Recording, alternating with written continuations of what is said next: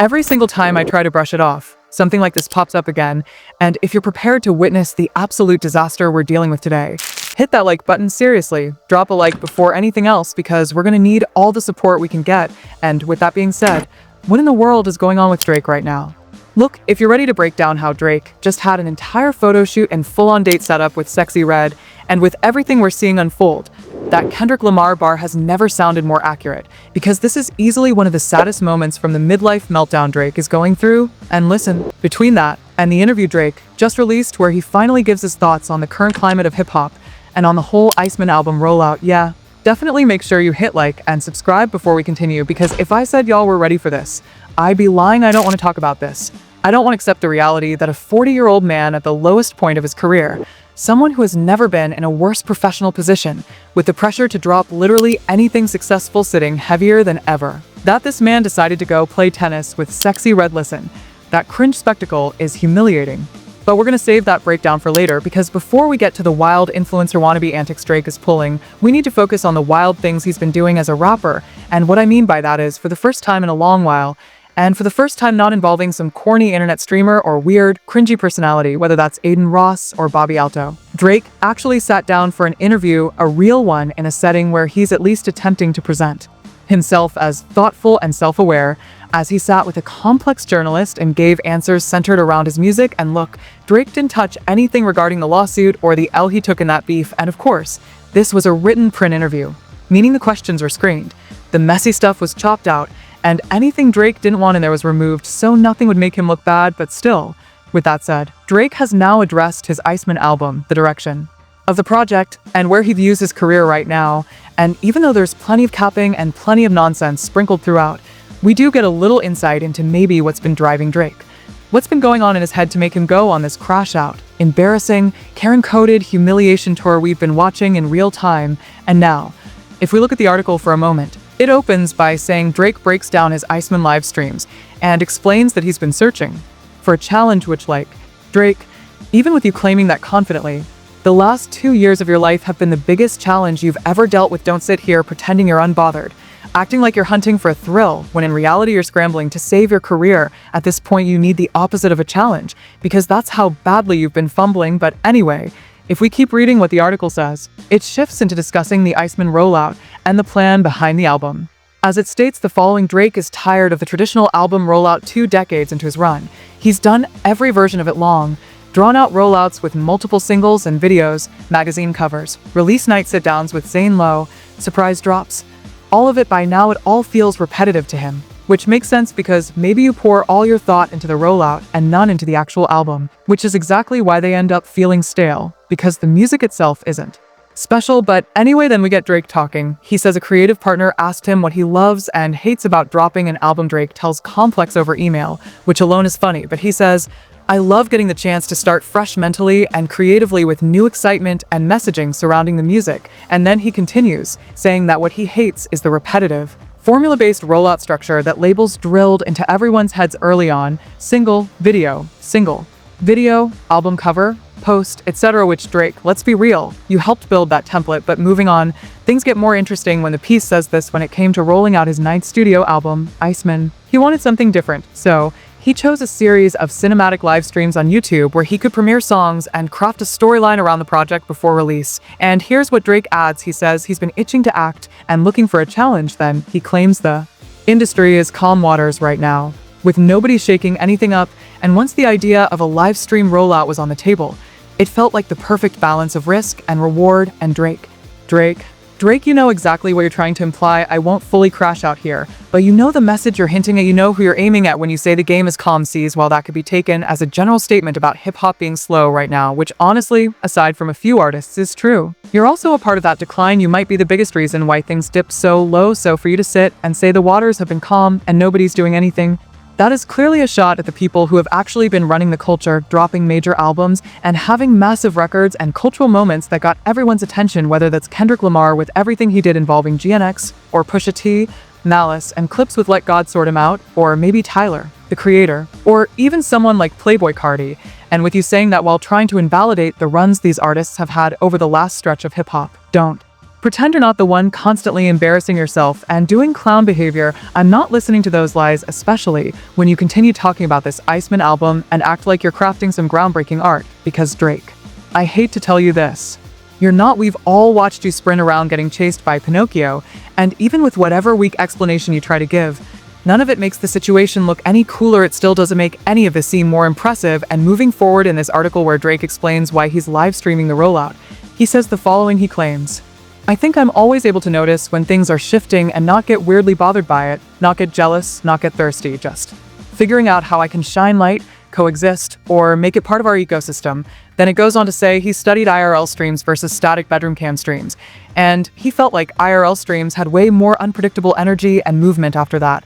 Drake dives into the whole process, but honestly, with Drake once again talking about some big shift happening and saying he's not jealous and not thirsty, that's clearly a shot toward exactly the people you'd expect: Kendrick, Pusha T, and anyone who's checked him publicly, because Drake is trying to present this illusion that he's adapting, that he's cool with stepping into new lanes, when in reality those choices are making him look even more childish, and you can literally see the psychology he's using right there.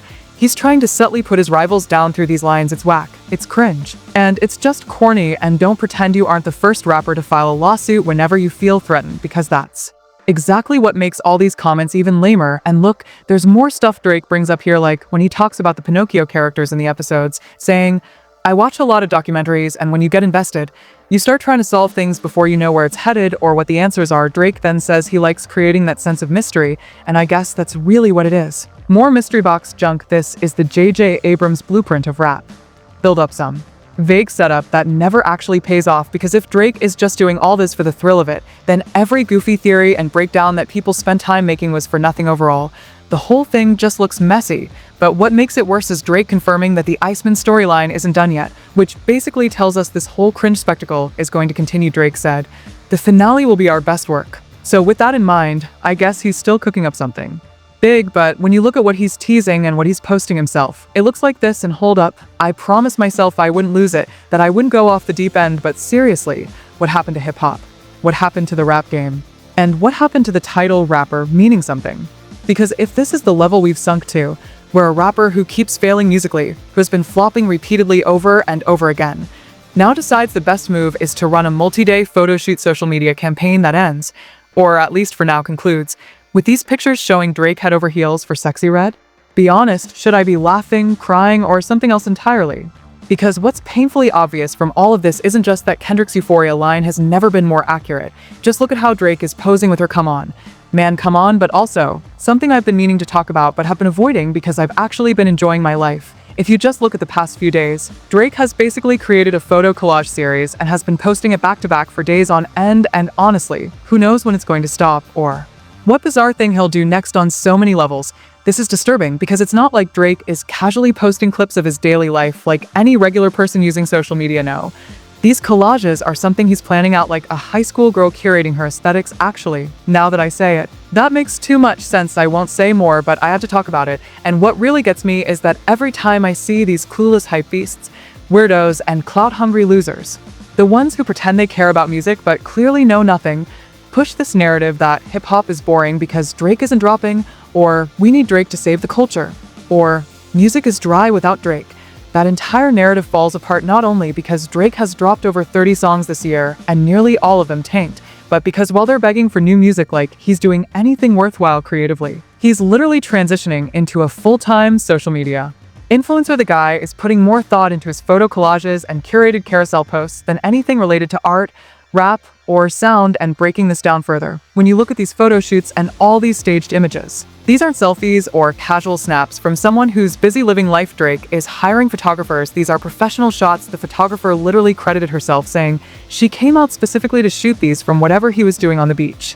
To these tennis photos with Sexy Red, everything is pre-planned content he's manufacturing to send some kind of message. So now I'm genuinely asking anyone in hip-hop with more authority than me, anyone who actually sits near the top of culture, when do we revoke someone's hip-hop card? When do we remove someone from the culture completely? Because after everything Drake has already done over the years, to now watch him do this Karen tier photo shoot nonsense is ridiculous. I mean, in sports leagues or in acting circles or the NBA or any serious craft, they all have codes of conduct. rules that keep the integrity of the title intact. And here we are watching a nearly 40-year-old man dodge every responsibility of being a real rapper while disrespecting the art form, pushing lies, spreading delusion, and engaging in hypocrisy. All while staging photo shoots that embarrass him further, posing with sexy red like that. This is exactly why gatekeepers are needed. And this is exactly why somebody needs to put Drake on some kind of timeout, like a real ban, a creative suspension, or at least strip him from running around calling himself a rapper while doing things that are borderline humiliating for anybody who's ever cared about this culture or respected this craft, even if you're a Drake diehard, and you want him winning, or even, and I know it sounds wild, if you're one of those people who genuinely want him to be the face of the culture, because yes, those people do exist. Even then, if you want that old take care or nothing was the same Drake back, the version of him who actually felt grown, this hurts to watch. It really hit me earlier today. If you listen to his whole discography from the beginning to right now, he's literally one of the only artists who sounds like he aged backwards, like he went from grown man music to teenage behavior, from album 1 all the way to this moment, seeing this man who already disappointed us 100 times. Now pull something like this just shows that the art and the meaning of being a real MC has never been this empty, because while most rappers, even J. Cole, are somewhere locked in, working quietly behind the scenes, focused, refusing to pop out until they have something real to drop, Drake is out here doing this, and you cannot be an OVO supporter and honestly tell me you still have any real confidence in him. Right now, just look at how he's acted these last few days. The weird beach photo shoot, the it's still personal selfie clearly aimed at everybody he's beefing with, and then all the other cringe moments stacked in between, all building up to this sexy red photo shoot. I'm still sitting here stunned that Drake actually hired a photographer to come out and capture a full-blown sexy red photo shoot moment. Like, come on, what's painfully obvious?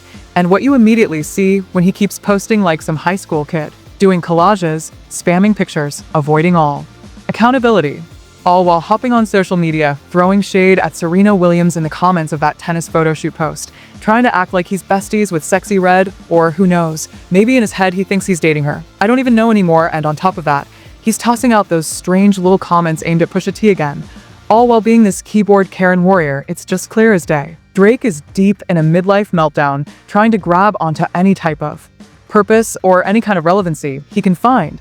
And I guess since he gets likes like a random influencer every time he posts a selfie or some corny photo dump. And yeah, speaking of likes, drop one on this video if you haven't, because this whole situation is insane. I guess those little dopamine hits give him more confidence than his music does at this point. Posting pictures seems to make him feel stronger and more in control than anything tied to his actual artistry ever could now, or ever will.